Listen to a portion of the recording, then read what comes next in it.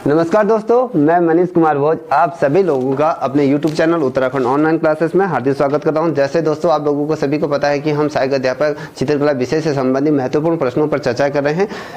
ऐसे बहुत ढेर सारे व्यूअर्स हैं जिन्होंने मेरे से पर्सनली रिक्वेस्ट की है कि सर आप प्राविधिक शिक्षा से संबंधित वीडियो बनाइए और उस टॉपिक को हमारा क्लियर करिए। मैं आप लोगों को उस टॉपिक को पूरा क्लियर करने की कोशिश करूंगा। कल इससे पूरा मैंने 2 टॉपिक डाल दिए हैं, उनको देख लीजिएगा। उसी क्रम को आगे बढ़ाते हुए हम आगे का टॉपिक स्टार्ट करते हैं, ज़्यादा समय व्यर्थ न करते हुए। पहले सर्वप्रथम ये देखिए, जो हमने प्राविधिक शिक्षा के बारे में बात कर रहे हैं, इसके अंतर्गत क्या होता है, जितने भी कला से संबंधित जितने भी टूल्सों का हम यूज़ करते हैं, चाहे हम स्केल या फीटा या प्रकार, ये जितने भी टूल्स होते हैं हम जिनका प्रयोग करते हैं, उन सभी का इस प्राविधिक शिक्षा के अंतर्गत बहुत ज़्यादा महत्वपूर्ण रोल होता है। और जैसे हम कलरों की बात करें या ब्रशों की बात करें या पेंट की बात करें, ये सारी चीज़ें प्राविधिक शिक्षा कला के अंतर्गत ही समावेशित होती हैं, सभी उसी के अंतर्गत आती हैं। देखिए, आज जो हम पढ़ेंगे, जो रेखा के बारे में पढ़ेंगे, क्योंकि चित्रकला में रेखा का बहुत ज़्यादा महत्वपूर्ण योगदान होता है। अगर हम रेखा नहीं होंगी तो चित्रकला करना संभव नहीं हो पाएगा, क्योंकि रेखा के ही एक आधार ऐसा होता है जिससे हम चित्रांकन कर सकते हैं और आगे की चीज़ें सही तरीके से जो संकुचित तौर पे हम उसको संपादित कर सकते हैं। आप लोग भी इसको देख लीजिएगा, क्योंकि ये बहुत ज़्यादा महत्वपूर्ण है। ये आपके क्लासेस के लिए भी बहुत ज़्यादा महत्वपूर्ण, बोर्ड में जो परीक्षाएं में जो पूछे जाते हैं, इसी से रिलेटिव क्वेश्चन पूछे जाते हैं, देख लीजिएगा। आप कहते हैं हम रेखीय आधार पर गति कितने प्रकार की होती है। अब रेखीय आधार पर रेखाओं में जो गति होती है वो कितने प्रकार की होती है। देखिए, जो रेखा होती है, रेखाओं में गति कितने प्रकार की होती है, ये 3 प्रकार की होती हैं। रेखाएं जो होती हैं 3 प्रकार की होती हैं। पहली होती है, ये जो होती है सरल गति और कोणीय गति तथा लहरदार गति। अब ये क्या होती है, सरल गति एक देख लीजिए, ये होता है जिसमें आप सीधी लाइन जो चलती रहती है आगे को, वो सरल रेखीय गति कही जाती है, जो एक निरंतर एक मार्ग की तरफ आगे को बढ़ती हुई जाती है। ठीक है, अब आते हैं ये कोणीय गति क्या होती है। अब देख लीजिए, हम बना रहे हैं कोणीय गति को। अब हम एक इस आधार पर देख लीजिए, जो हम ये बना रहे हैं ये आपका ये कोणीय गति होती है। इसी के आधार पर हम रेखाओं का आंकलन करते हैं। अब आते हैं लहरदार गति, मतलब जिस प्रकार से पानी निरंतर बहता जाता है, एक लहर के माध्यम से बहता है, उसी प्रकार से ये रेखाओं का समावेशित चित्रकला के अंतर्गत होता है। अब इनका इसलिए महत्व होता है क्योंकि ये चित्रकला के एक अंग हैं। यदि हम इनको छोड़ दें तो हमारी ये जो कला कर रहे हैं, जो जितना भी हम चित्रांकन कर रहे हैं, वो संभव नहीं हो पाएंगे। देखिए, हमने कई दफ़े हम ऐसी पेंटिंगों का निर्माण करते हैं जहाँ पर चित्र में लयात्मकता प्रस्तुत करते हैं, या उसको लहर गति के तौर पर लाते हैं, या फिर उसको हम अलग तौर पर लाते हैं। ये क्योंकि ये महत्वपूर्ण हो जाता है, इसलिए। अब आते हैं रेखा का भार। अब रेखा का भार क्या होता है ये समझते हैं। एक जो रेखा का भार होता है, रेखा की दिशा निर्देशन की शक्ति रेखा भार कहते हैं। जिस प्रकार को हम रेखा को आगे बढ़ाते हैं तो उसकी एक डंठिशी पावर होती है, जो भारपन होता है वो एक दिशा की तरफ जब बढ़ती है, उसके निर्देशन की जो शक्ति होती है उसे भार रेखा कहते हैं। अब भार रेखा क्या होती है, अब मैं आपको बताना चाहूँगा।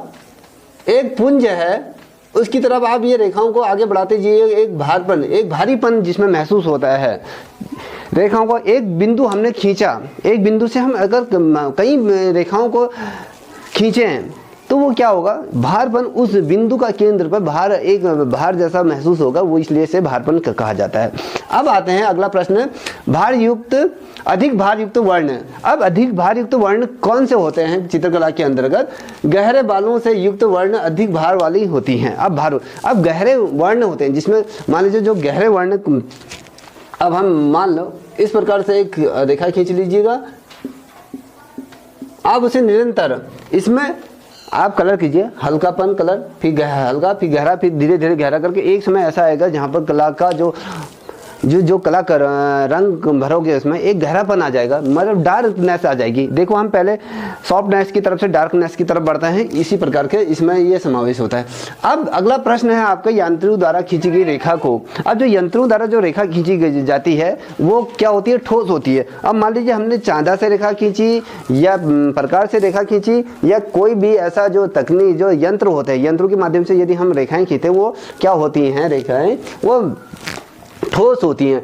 हम किसी धरातल पर यदि हम रेखा खींचते, मान लीजिए आप स्केल के माध्यम से किसी पोर्ट्रेट या सतह पर रेखा को अंकित करते हो तो उसमें एक भारपन आता है, वो गहराई बन आता है, इसलिए उसका भारपन उस रेखा के अंतर्गत आता है, क्योंकि इसमें ये कठोर होती हैं, मजबूत, कठोर का मतलब मजबूत, उसमें ये चीज़ें उसके अंतर्गत समावेशित होती हैं। अब आते हैं अगला प्रश्न, अंकन किसे कहते हैं? बहुत महत्वपूर्ण प्रश्न है। 2011 के जो प्रश्न पत्र हुआ था उत्तराखंड के अंतर्गत और 2017 में भी ये क्वेश्चन पूछा गया। अगर हम बात करें यूपी या फिर दिल्ली सरकार द्वारा जो आयोजित कराई जाती हैं परीक्षाएं, उसके अंतर्गत भी ये प्रश्न पूछा गया है, इसलिए बहुत महत्वपूर्ण है। ये क्वेश्चन आ सकता है क्योंकि हम प्राविधिक शिक्षा के अंतर्गत आकृतियों के बारे में पढ़ रहे हैं।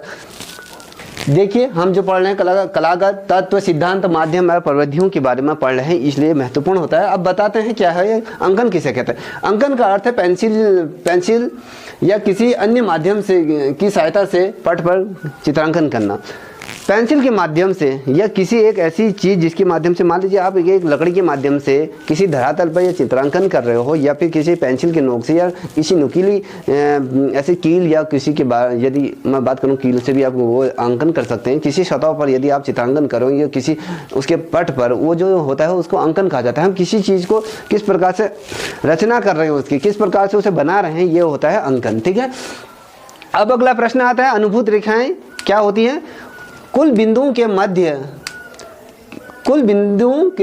मध्य के रेखी प्रभाव के अनुपात को रेखाएं कहते हैं। अब देखिए ये क्या होता है, जैसे हम कोई रेखा बनाते हैं, जो रेखा एक बिंदु से अगले बिंदु की तरफ जो अग्रसर रेखाएं होती हैं, ये केंद्र बिंदु से अगले अपने चारों तरफ को जो रेखाएं बढ़ती हुई जाती हैं, बढ़ती हुई क्रम में जब बढ़ती हैं रेखाएं, उनको अनुभूत रेखाएं कहते हैं। हमें अनुभूत मतलब हमें वो जो रेखाएं हैं वो हमें किस प्रकार का भाव प्रस्तुत कर रहे हैं। कोई यदि हम सड़क पर, यदि आप देखते हो सड़क पर अभी जाते हो तो सड़क की दोनों तरफ एक वाइट कलर की जो रेखा खींची जाती है, तो हमें उससे ये अनुमान होता है कि सड़क जो है उसकी जो दायरा है, इस रेखा से इस रेखा तक के बीच की दूरी तक ही ये जो गाड़ियों का प्रवेश होता है इस तक होता है, और उससे बाहर जो पगडंडी होती है वो पैदल मार्ग में जाते हैं उनके लिए बनाई जाती है। ये कहीं ना कहीं रेखाएं हमारे जीवन का बहुत महत्वपूर्ण अंग होता है। ये चीज़ हमारे दैनिक जीवन में बहुत ज़्यादा महत्वपूर्ण रखती हैं। हम रेखाओं से या कला से हम नित्य प्रतिदिन उनसे हमारा रूबरू होता है। अब आते हैं तान किसे कहते हैं। अब तान किसे कहते हैं? अब तान रंगत के हल्केपन और गहरेपन को तान कहते हैं। अब मान लीजिए आपने एक आयताकार बॉक्स बना लीजिए, उसमें कुछ रेखाएं खींच लीजिए। अब हल्केपन और गहरेपन की बात कर रहा हूँ मैं। पहले हल्का सा जो ट्यूब लीजिए या वाटर कलर लीजिए, उसको हल्का ब्रश में लीजिए, उसको अलग अलग रेखाओं को अगर दर्शाते चलिएगा तो उसमें क्या होगा, आपको हल्कापन दिखेगा, फिर हल्कापन, फिर गहरापन। जो ये चीज़ जो दर्शाती हैं वो क्या कहलाई जाती है? तान कहा जाता है उनको। अब कैसे? जैसे हमने कोई एक चित्रांकन बना रहे हैं या हम सेब या आम बना रहे हैं, तो उसमें हम पहले क्या करते हैं, एकदम डार्क कलर का यूज नहीं करते हैं। उसके अंदर क्या करते हैं, पहले हम हल्का सा कलर लेते हैं, उसके बाद उसको मैं धीरे धीरे करके जो आवश्यकता के अनुसार हम उसमें कलर करते जाते हैं। एक समय ऐसा आ जाता है उसमें जो डार्कनेस आ जाती है और भारीपन आ जाता है, वो तान कहा जाता है उसको। अब तान के मुख्य भेद कौन कौन से होते हैं? तान के 3 मुख्य भेद होते हैं। एक तो प्रकाश होता है, मध्य प्रकाश होता है और छाया प्रकाश हो।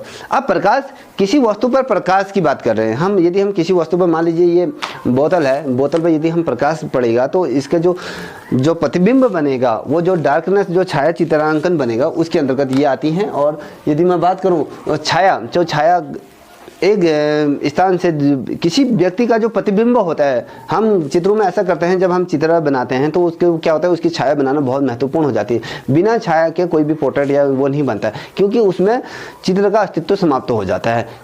मान लीजिए आपने कोई एक घड़ा बनाया, घड़ा का जब सतह पर यदि आप किसी पोर्ट्रेट पर या किसी चार्ट पर यदि आप घड़ा बना रहे हो, तो उसमें क्या करोगे, उसका जो प्रकाश का छाया चित्रांकन दर्शाओगे, क्योंकि ये इसलिए महत्वपूर्ण होता है कि हमें प्रतीत होता है कि ये वास्तव में घड़ा है। घड़ा की जो परछाई, और जिस प्रकार से मनुष्य की परछाई उसका साथ नहीं छोड़ती है, उसी प्रकार से चित्रकला के अंतर्गत छाया चित्र में भी जो चित्र बनाते हैं उसमें प्रकाश का जो छाया चित्रांकन बहुत महत्वपूर्ण बन जाता है। ठीक है दोस्तों, अब आते हैं अगला प्रश्न। अब रूप क्या होते हैं?